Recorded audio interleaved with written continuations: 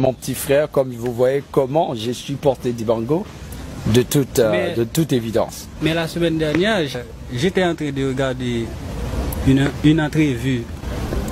Il disait qu'il ne te connaît pas vraiment. Bon. Et en ce qui paraît, quelle vidéo? Attends. C'est l'Africain, mais il est juste un supporter comme tous les gens qui me supportent sur les réseaux sociaux. Durant mon voyage, on s'est rencontrés et on a fait 2 vidéos ensemble. Il me l'a demandé et je me suis dit qu'il n'y a pas de raison de refuser ça. On a fini là, sincèrement, on n'est pas amis. Oh, ok, je crois. Bon. Mais malheureusement, je vis vraiment dans la vidéo, il a régné de m'avoir connu dans... Bon, peut-être que dans son ignorance, c'est pas ce qu'il a voulu dire, ou dans son innocence aussi.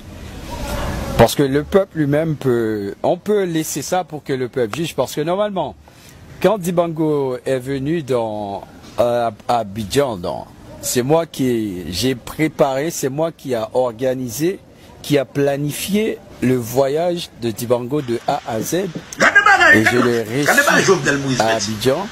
Et aussi les bergers, tout ça. Comment ça marche maintenant?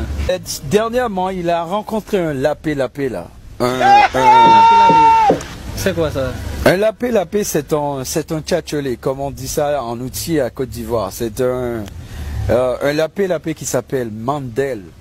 J'y vais penser que ça n'est. Depuis sa rencontre avec ce dernier, donc je vois que moi là, j'ai pas aimé. Je ne supporte pas ce genre de vie.